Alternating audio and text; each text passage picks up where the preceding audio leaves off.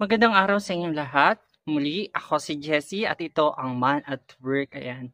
So, sobrang tagal na natin hindi nakapag-vlog kasi sobrang busy. Ang dami kong ginawa, ang dami tinapos. Pero ito ay lumabas na po sa aking TikTok account na kung gusto nyo po neto ay nasa TikTok account ko po na Man at Work 3189 at dun po kayo bumili. Nasa basket o nasa yellow basket po. Makikita nyo po ito doon. So, ano po itong hawak ko? Ito po ay power bank. Lalo't na't gusto nyo pong umalis sa bahay tapos laging low battery ng cellphone nyo o kaya naman kailangan nyo talaga magdala ng extra battery. So, ito po siya, portable po. Ito po ay nasa halagang 150 to 180 lang ang presyo. So, ito po ay CK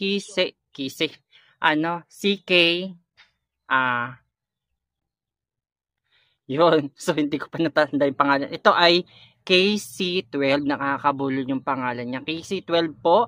Meron po itong 20,000 mAh battery. Ito po ay ginamit after 3 weeks. So, siya ay malakas pa din.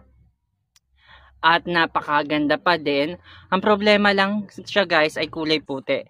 Kung ako sa inyo, yung black po yung kunin nyo para hindi po madumihin. Kasi kapag kaputi po talaga, prone po siya sa mga dumi, no? So, wala siyang ligtas pagdating sa dumi. Yung digital niya guys ay ganito po siya. Ay nakikita nyo po yung digital niya ng power bank. Yung indication ng digital niya is 25, 50, 75, 100 kapag full siya. So, napakaganda po niya at matagal po ito malobat. Kung paano po ito gamitin, i-charge nyo po. Una, gagamitin nyo, saksak nyo sa cellphone nyo. Pag nalobat na siya, isaksak nyo po ng 6 na oras ulit. Then, pag naubos ulit, isaksak nyo po ng 6 na oras. And then, pag naubos ulit, i-charge nyo po ulit 6 na oras. 3 beses nyo po siyang ipo-full charge ng 6 na oras. Tapos, pagkatapos na po noon, bago nyo po siya ulit gagamitin na pag-charge po sa kanya, ito ay 3 hours na lang. So, para lang po yun, ma-emphasize yung bigat o yung laki ng battery niya para ma-maximize po. Kaya 6 hours po, 3 beses na 6 hours nyo po siyang gagamitin. Ayun po siya. So, yung CK, ano po natin, power bank, ito po yung itsura niya sa harap. May ganyang tatak. And then, nandito po yung sa power bank niya na output, input, at saka, yun lang. So, ito po yung para naman po sa ilaw. 2-click po siya. Ayan, 2-click nyo po. And then, ito po yung para sa outlet nyo. Kung halimbawa magsa-charge po kayo, ayun, wala nga siyang kasamang wire. So, yan po. Kung magsa-charge kayo ng cellphone, ayan, dyan nyo po isaksak. Yun. So, kung mabigat po siya. Yun, mabigat po siya. And then, pag nag-charge po kayo dito, aabutin, halimbawa po, ang cellphone nyo, siguro mako-complete nyo ng 5 cycle o 5 beses or 6 na beses nyo siyang ma-charge. Gamit po itong power bank na ito. So, yun ang kagandahan po nito pang matagalan. So, murang-mura, meron pong isa pong variant nito na supported po yung ating fast charger. So, nagkakamali po yung iba. Halimbawa po kasi yung charger po nila katulad nito 45 watts po.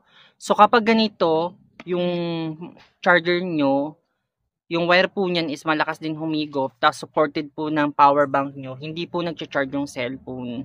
Yun po yung problema pagka ganito. Ang kailangan po niya is may ganito po siyang indication, yung 25 watts po, katulad niyan. Nandun din po ito sa ating TikTok. Ayan, katulad po niyan, may 22.5 watts po.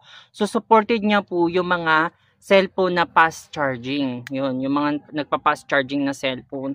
At ang kainawan po kasi nito, pwede nyo pong gamitin. Ito po pwede nyo pong isaksak sa solar. Yung isa po kasi, itong white, ay hindi nyo po pwedeng isaksak sa solar. Although nagcha-charge sa solar, pero mahina po. Hindi po katulad nung black natin na power bank na trapo is talagang matibay po siya at pwede po siya sa solar. Nagcha-charge po siya sa solar. So, ito po ay i-charge nyo po through outlet nyo po dyan sa bahay. Yun po siya. Magcha-charge siya sa solar kaso mahina po. So, yun po yung kagandahan. Pero kung ako po sa inyo, kung gusto nyo po talagang may pangalan talaga at kilalang kilala, ito pong Rapu. Nasa TikTok account din ko po siya. Pero kung gusto nyo mura, pero matibay din naman, hindi po katulad ng ibang mga product na madaling masira at madali namang malobat. Ito kasi 3 weeks na, okay for good po talaga siya, no?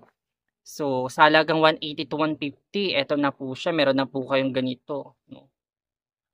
So, yun lang guys. Kung gusto nyo pong i-check out ito, meron po ako sa TikTok account ulit. Sa TikTok account ko po, parehas po ng logo, parehas po ng pangalan ng YouTube ko. Man at Work 3189 sa TikTok. Makikita nyo po doon sa basket na nandun po lahat ng product, ng mga legit na product na pinagbilahan ko, doon po kayo umorder. O kaya sa mga yellow basket ko po, doon mismo sa mga binlog ko doon sa TikTok. Ayun. So, yun lang guys. At thank you po sa pagsuporta po sa aking TikTok, sa lahat po ng mga nag-follow po sa TikTok account ko. Salamat. At dito rin po sa YouTube. Huwag nyo pong i-skip yung mga ads ko para tuloy-tuloy po tayo makapag-vlog. Ayun lang. So maraming salamat po sa pagtitiwala. Muli, ako si Jessie. Bumili na kayo neto sa mga low budget dyan na gusto matibay na product at pang madiinan. Kahit pa itumbling nyo kasi ilang beses na laglag, hindi naman siya nasira. So ayan. Muli, ako si Jessie at ito ang Man at Work. Bye!